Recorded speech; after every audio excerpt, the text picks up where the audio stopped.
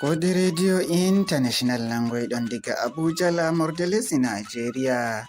Assalamu alaikum bandiraɓe fulɓe, barka e wakkatire nde, barka me fottugo nder taskaram jamin ɗi hande. Kodi Radio ɗo wadda noon taskaramji diga jamdi 8 yanugo jamdi 8 reta wakkati Nigeria, Nijar, Kamaru e Chadi. Min Muhammad Abubakar Bokos foɗan tolla bangal taskaram jamin ɗi hande. To nder taskaram jamin ɗi hande min godi taskaram findinore ɓawo habaruji. Dennan min ɗon gondi rotoji di fere diga Abuja e diwal Kebbi, non bo hari lesdi Cameroon. Amma jonta mi hota Umar Aliyu hanko joɗi fasitir habaruji hande.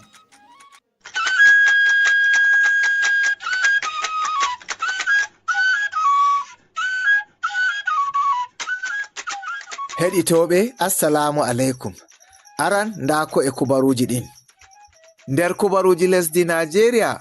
on nanan hukuma hakkilanki cuɓol lesdi ndin hokkan tiggaɓe ha ci'e pursina bososel suɓugo ha cuɓi tammuɗi waɗego ha lesdi ndin.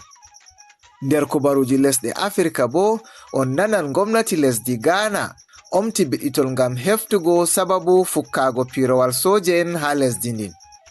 Nder kubaruji lesɗe duniya luttuɗi bo, on nanan lesdi Isra'ila hokki sharɗuji 5 ɗi gaddata ragare konu ha Gaza.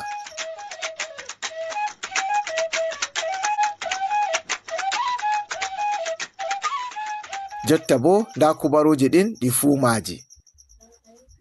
Hukuma hakkilanki cuɓol ha lesdi Nigeria wato INEC andini dow hokkan tiggaɓe ha ci'e pursina lesdi ndin bososel suɓugo ha cuɓi tammuɗi waɗego ha lesdi ndin. Ardiɗo hukuma ngan Professor Mahmoud Yakubu on andini non hande jumɓare ɗo ha yake o waɗanno gidal be ardiɗo hukuma hakkilanki ci'e pursina lesdi ndin Mr. Sylvester Nwakocha ha office mako wondu ha Abuja.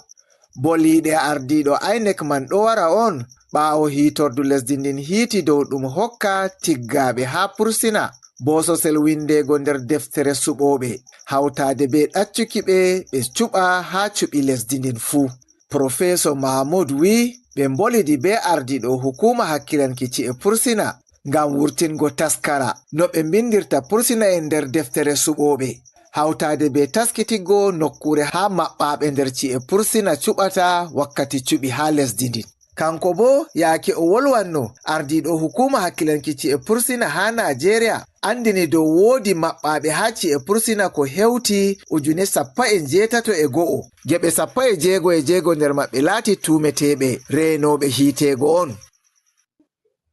Dental dokkowal wallinde ngal Red Cross andini dow kombi yimɓe 24 on majji ha lesdi Nigeria iga hitande 2014 warugo jotta. Ɓurna maɓɓe bo ɓikkon pamaron on. Bolowo etana Dental Red Cross majum Aliyu Dawoɓe wi ɓurna majjiɓe ɓen gurti iga diwal Borno, Yobe be Adamawa. Ha jimla majjiɓe iga diwe ɗen ummani 16 nder limgal majum. Dawoɓe ɓesdi wi'ugo Red Cross heɓi bojji iga yimɓe ɗuɗɓe ɓe bandiraɓe muɗum majjori ɗum. Nden o ɓesdi wi'ugo Dental Red Cross jinni darnde ɗo habda ngam heftango ɓe bandiraɓe maɓɓe. Nden Dawoɓe wi ko ha hitande nde ɗo nder balɗe ɗo ɓe kefti yimɓe 11 ɓawo 13 ɓe keftino balɗe saliɗe. Ha ragare o wi nder ɓe keftaka majum latoto ɓe ɗo sankiti nder lesɗe duniya, woɓɓe bo ɗo ha juuɗe hukumaji. Rewɓe ɗuɗɓe ko hawti fuloroɓe be musinoɓe ngaɗi wankore ha berniwol Gusau lamorde diwal Zamfara nder lesdi Nigeria dalila no saggarle en jaranta nokkuje maɓɓe kippe. Rewɓe ɓen gurti iga wuro Jimmawa nder hukuma pamara Kaurana Moda. Ɓe kolli mettanɓeram dow no saggarle en pitini nokkuje maɓɓe be kippe hawtade be wujjugo yimɓe ngam ceede bana no jayengol Daily Trust andini. Wankore nden wari on ɓawo asaweje 2 be waɗuki wankoje goɗɗe fere 2 ha berniwol Gusau majum. Ha waɗuɓe wankoje ɗaya majum kolli saggarle en jari kippe ɗe mbari yimɓe ko ɓurata 100 ha nokkuje maɓɓe ɗe hawti ƙauye Mada be Ruwan Ɓaure be fegin baza be lilo hautade be bangi.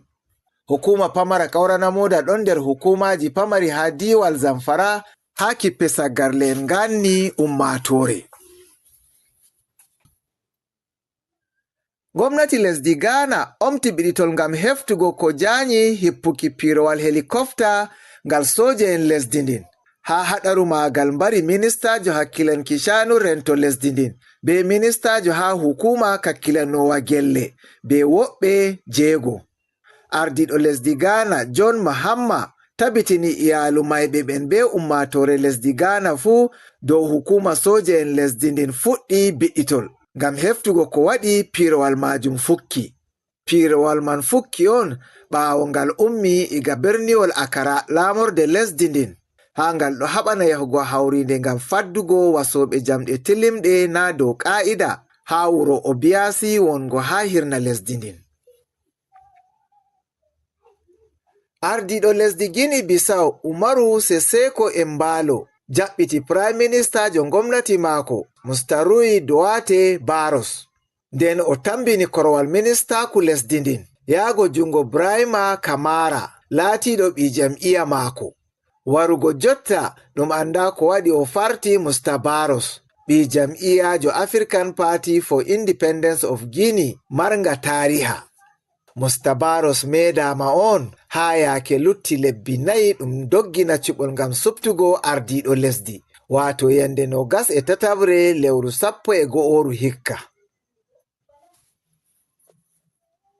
Lesdi Israila hokki sharɗuji 5 ɗi lesdi ndin wi sey to hebbitinama nden ɗum waddata ragare konu ha Gaza. Sharɗuwol aranon laati jaftugo balmi iga juuɗe Hamas. Ɗiɗaɓol bo laati sankitiggo dental Hamas. Tataɓol bo laati hokkitiggo lesdi Israila yimɓe ɓe Hamas jogi mayɓe be yeɗɓe. Nayaɓol bo laati hokkitiggo Israila shanu rento ha gallure Gaza fuu. Ha yaake sharɗuwol juyaɓol bo ragarewol laati tiggugo gomnatiwa laatinga nanga soja. Gomnatiwa bo nga wala wakili en Hamas benanta ɓe PLO.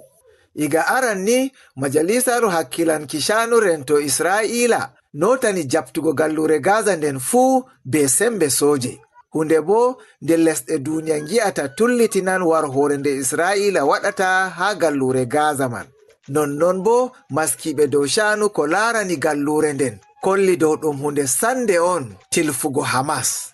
Kerol kubaruji ɗin gonde be taskaraji amin luttuɗi.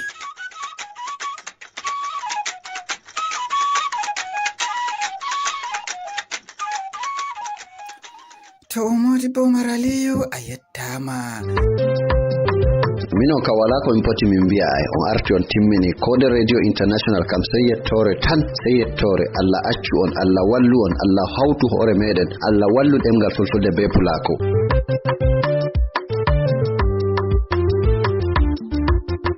Jonta bo nda findinore ɓawo habaruji lartanayi taskaram El Press diwal Bauchi hawtade Dr. Sunusi Abubakar Lattiɗo coordinator El Press o diwal Bauchi. I'm Sanusi Abubakar, min on ardirta El Press, no andi El Press min ɗo haɓa no min mofgal lesdi no min vallitata ɓe durata na'i be ɓe durata baali be'i be gortoɗe no ɓe heɓata. Tora hande on gari Bauchi, ko waddi on Bauchi? To min gari Bauchi ngam min fotta be himɓe ɓe watta kuuɗe ɗo haɗo ha Bauchi, Gombe, Plateau. Min huuda min laara no min ɓeddata ko min huwata, min laara no min bo'itita kuujeji je boɗay, min laara no min wallitata. To bandiraɓe fulɓe ñamay botte ɗum taskaram? Basa non basa. Wato andi haala gaynaka. To a heɓi ndiyam, a heɓi ñamdu ko dabbaji ñamata. To a heɓi ko handi a heɓata. To hanjum min habdata Plateau, Gombe, Bauchi be jahaji amin 20 ɗo pat habda ballita ɗum larata ballata haala na'i, haala ndiyam, haala ñamdu na'i, haala no ballitata huuda be jaha be Nigeria mai. To Allah reni e ragare ngoye ngal lel goduɗa gam yiki a yettinani ñamoɓe botte taskaram Elfres e Bauchi? To miɗon toraɓe e hokka hanko mo addatan coordinator mo Bauchi, hanko gomna executive gomna senator Bala Abdul Kadir Mohammed oɗo habda oɗo laara no o watta o vallita o valla o usta rigima kujeji caka kaɓe hakkunde remoɓe waynaɓe ɓe duro so oɗo habda ngam may minon bo min habda min valla min laara no min hudata be makko min laara no minon bo ardoɗa min ha toon ha Abuja wato hanko ministre harka dabbaji may Idi Muktar Maiha oɗo habda hanko ma no habdata o laara o usti kaɓe caka fulɓe caka demoɓe be caka duroɓe hanjum on kugal. To ɗon heɗitake findinore ɓaawo kabaruji. Miɗo nana belɗum heɗitago kubaruji Kode Radio International ha kilohas 1265 daidai jamdi 7 yahango 7 e reta jamma agogo Nigeria, Kamaru, Niger enanta Chadi, non bo jamdi 7 yahango 7 e reta agogo UTC. Diga diwal Kebbi ɗum noddi laamiɓe dow donu e diwal Kebbi laamo himɓe mun dow aadilaaku. Darotol Malami Bagudo diga diwal Kebbi. Noddi laamiɓe donu e diwal Kebbi ɓe laato gongaraɓe nden bo tefoɓe jonde yamɓe kawtal hoore. Ni en wangi wakkati de laamiɗo Gwandu Alhaji Ilyasu Bashar wata bayanu e lutanoɗo makko magajin rafi Alhaji Sambo Aliyu wakkati ɓe gata lamar ngam laarugo ciɓugol wato lamɓe famarɓe e jiha kanka Kebbi. Laamiɗo Gwandu on o yi'i laamu Abdullahi Gwandu kala wakkati fu ɗon ndaara aadilaku e bo gongaraku. O laati Abdullahi Gwandu o modibbo nden binɗo dette aadilaku feere feere o tefa kala laatiɗo laamiɗo fu o laato nden bo waɗa aadilaku e hollol hoore. Waɗi haala kan e gelle Bagudo wakkati ɓe gata cuɓi tefeteɗo laato dikko Bagudo Alhaji Sambo Aliyu laatiɗo magajin rafi o wi'i joni ɓe kolla laabi kanɗe tokke ngam no heɓa jondeyam o kala cuɓaɗo fuu ko hani arande hakkilana talakale muɗum nden bo hula Allah watta bo adilako gongaraku e majum nde ata bayanu bo kanko bo wato adiɗo gonla paraga Bagudo Aliyu Sambo Zaga o yi kanko nane ma siyasa joni les gomna Kauran Gandu ko ɗum tefata ɗum heɓa ɗum lammina laamiɓe laatiɓe andi gonga nden bo e tokka dow ko hani o laamu makko wala koyɗi sen ɗum laato ɗum wato montaki komoi nden bo komoi hokki hakke muɗum o gam majum ma moƴƴini wuroji laamiɓe jiha Kebbi musamman e lamorɗe mawɗe ko hawti Gwandu Duru Yawuri e Argungu Kauran Gwandu o ndaari laabi ɗuɗɗi e lamorɗe naayi joni ɗe baylike ɗon ɗe gonno denno ɗum watti hiite lantarki e bo ɗum moƴƴini laabi mawɗi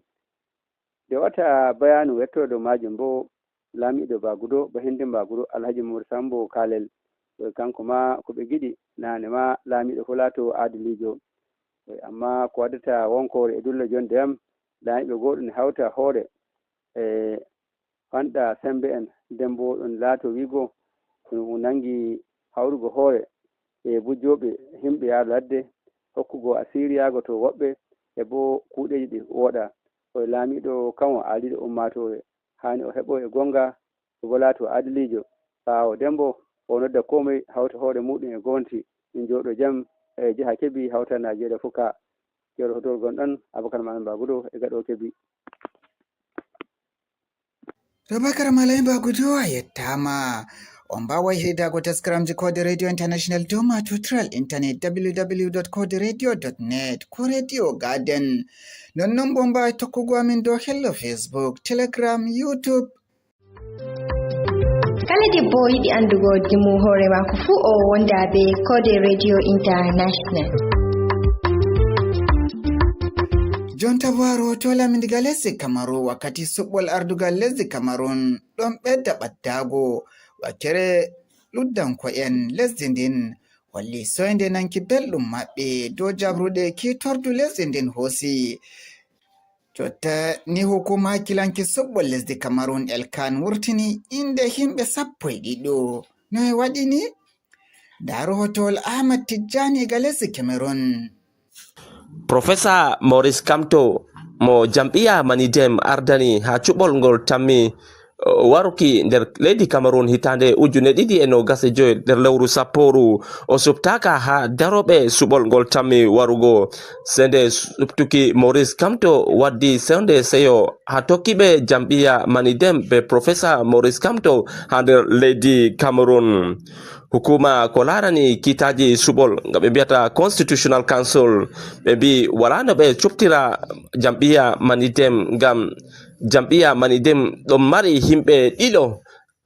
daroɓe ha cuɓol ngol tammi waruki to wala no jam'iya gotel marira himɓe ɗiɗo daroɓe ha cuɓol to kanjum waɗi hukuma ko larani kitaji suɓol Constitutional Council ɓe mbi jam'iya Manidem fota dara ha cuɓol ngol tammi warugo ngam jam'iya mai ardani himɓe ɗiɗo Professor Maurice Kamto be Dieudonné Yebga ɓe pat ɓe ɗon mbiya ɓe ardiɓe jam'iya Manidem amma ko en andata Professor Maurice Kamto o woni no ardiɗo jam'iya nga ɓe mbiyata MRC Mouvement de Renaissance du Cameroun to o wurtake no jam'iya mai ngam ɗum wi jam'iya MRC wala no nga darira cuɓol ngam nga ɗo mari probléme ji feere ko accataɓe ɓe ndara ha cuɓol ngol tammi warugo to kanjum waɗi nder woɓɓe ardiɓe Manidem ɓe cuɓti Maurice Kamto o daranaɓe ha cuɓol ngol tammi waruki amma goto nder ardiɓe mai Dieudonné Yebga o wi hanko fu o ɗon mari ɗereji ko hollata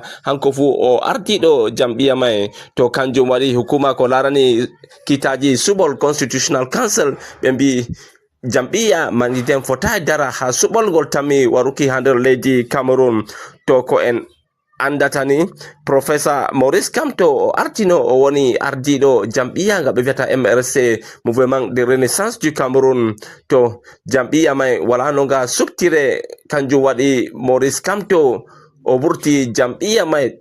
nden himɓe Manidem cuɓtimo daruki suɓol ngol tammi warugo amma nde hukuma ko larani kitaji suɓol Constitutional Council nder nyalɗe saliɗe ɓe wi wala no jam'iya Manidem nga himɓe ɗiɗo ardani darata cuɓol ngol tammi waruki ha nder himɓe 13 ɓe hukuma ko larani cuɓol Elections Cameroon subtino ha daruki cuɓol ngol tammi warugo goto nder maɓɓe hukuma ko larani kitaji suɓol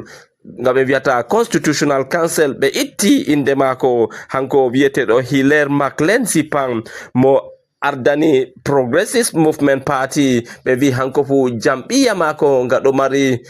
sungullaji feere ko fotai ko ɗum yerdata nga dara ha cuɓol ngol tammi waruki nder 12 luttuɓe darugo ha suɓol ngol tammi warugo en ɗon mari julɓe ɗiɗo Issa Chiroma Bakari mo Front National pour le Salut du Cameroun FSNC be Bello Buba Maigari mo UNDP National Union for Democracy and Progress hamɓe fu ɓe ɗon nder 12 luttuɓe daruki ha cuɓol ngol tammi warugi amma ha jotta en ɗo reni en giya ngam jam'iyaji goɗɗi ɗi opposition luttiɗi ɗi ɗon habda no ɗi kawtira ngam ɓe subta goɗɗo goto mo tammi dardugo be ardiɗo mo jotta President Paul Biya ha cuɓol ngol tammi waruki amma en ɗon ndeni en gi'a ko jam'iyaji ɗi opposition tammi waddugo ko ɓe subtai goɗɗo goto mo tammi dardugo be President Paul Biya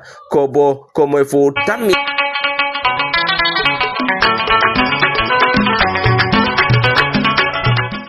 be amin jemma e nyalawma ton gostoro be gumbar radio mon domi taadi 49 nder Abuja ndarde go nyalde fu wala hendu ko hoshaki hite suudu radio Kode International sai ummatore konde min ɗon gam onon ma gonden be amin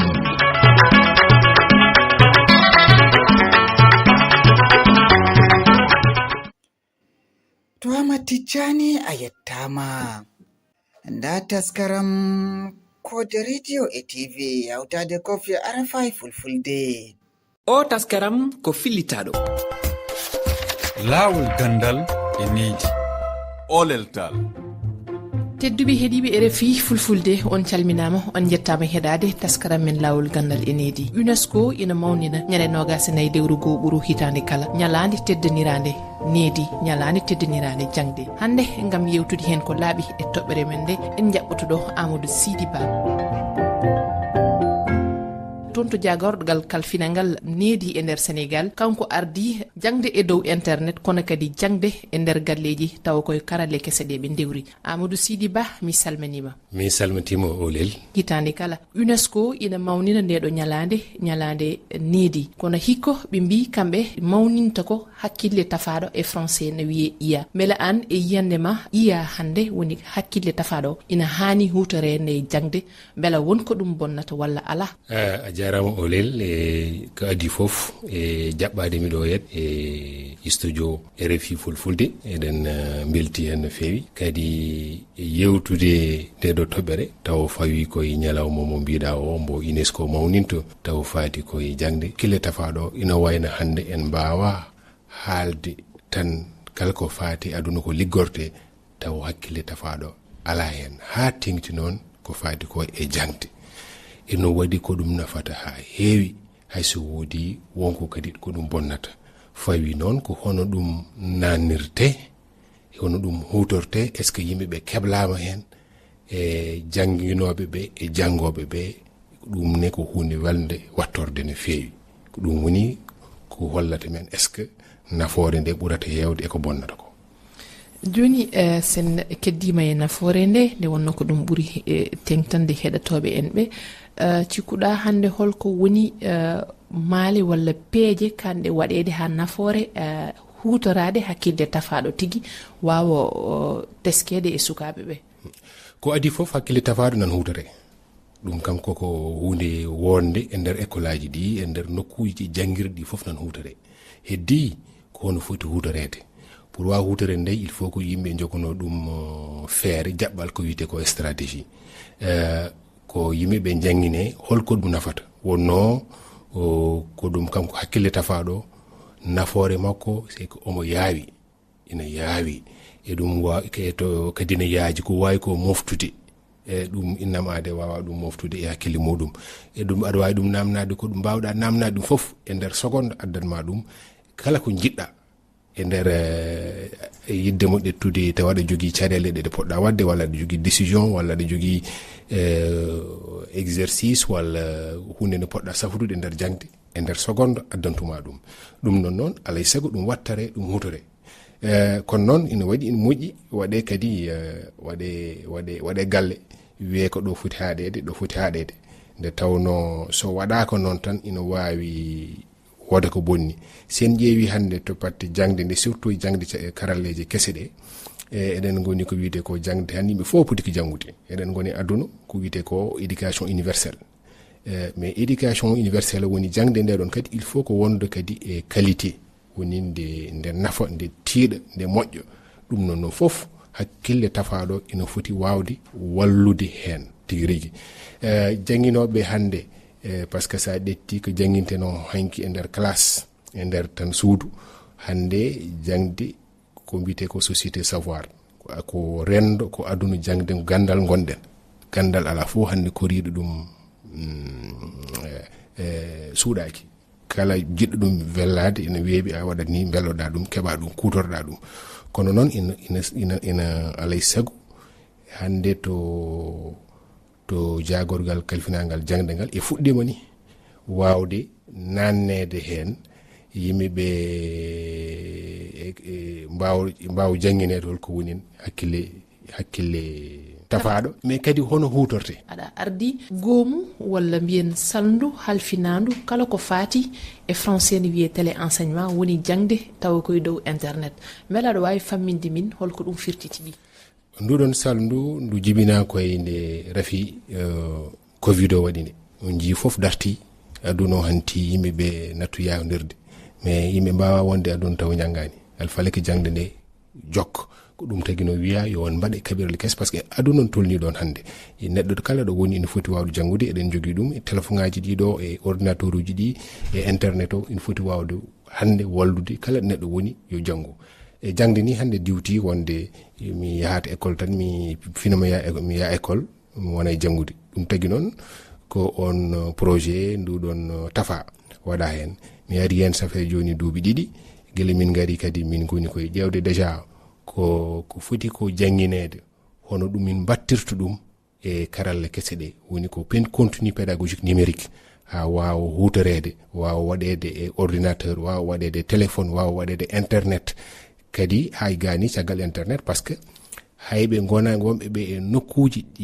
ɗi ngala internet in poti wawde janggude hutorade ɗum donc ɗum woni jaɓɓal ngal hande de kalden mamɓe ɗo ummimi ko Thiès taw wonno hande e jonde amin toon ko rendinde jangguinoɓeɓe mbaw ƴettude ko jangde nde hande e wayno classe CM2 ko fati mathématique to woni ɓeto en français en e ko nandi hen wawa wattede e kaɓirɗe kese donc emin jogui plateforme taw ko internet web mais emin jogui kadi application mobile taw koye téléphone ngaji woni hande kanko jinnaɗo kanko cukalel ngel kanko jangguinowo e mbawi ɗum hutorade e ɗo min mbawi wonde foof e kadi fonno goɗɗo ko wawde nden jangde kadi wadde ɗum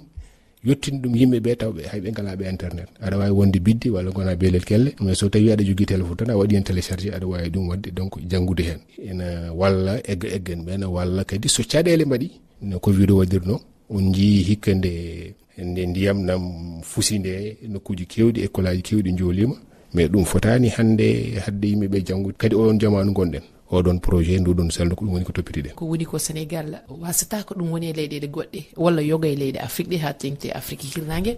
ene woodi nan saro e aduna nan saro e nder Afrique kono noon Sénégal kadi ko darolgal en jii déjà ko wiyete ko université virtuelle du Sénégal inniraɗo joni université numérique Cheikh Hamidou Kane on ala ko waɗata sona jangde taw fawi koye dow internet e jangde lesnde kañum nan abbo hen fof kadi sowa moƴƴude ene waɗi nokkuji ɗi ngala internet ene waɗi nokkuji ɗi ngala encore courant yottaki toon donc ɗum noon walla ko fati e nokkuji ɗi ngala courant walla ɗi ngala internet beela hutorade hakkille tafaɗo walla hutorade hande internet ina weeɓana wonɓe ɗiɗo diwanuji ina waɗi peeje gonga ni ala wiide yo ɓeɗo janggu ɓeɗo mbasa janggude ɗum tagui noon ko wiyete ko systéme offline on holɗum yo jangde nde ko jangirte ko ngal ɗon gandal so tafama ha waɗama e hande e nder téléphone neɗɗo aɗa wawi hutorade téléphone tawa ala internet min pecci ko abbe ujunnaji 7 tablette taw komin waɓɓe e nder hen ko jangirte ko mais min cuuɓi ko nokkuji ɓurɗi ɗi woɗɗude ko wayno région de Matam wayno région de Kolda région de Tambacounda région de Saint-Louis et région de Louga e ladde nde min mbaɗi ɗum ko seeɗa ni wawa hawrude yimɓe foof kono so tottama waɗama école aji ɗi e jangguinoɓe mbatti ɗum hutorade e nder kalasuji ɗi e sukaɓe taw noon hotota galle ina taga sukaɓe déjà wawde andude wawde ɗum hutorade wawde ɗum e kadi hande ina famɗi hande jinnaɗo mbo ala téléphone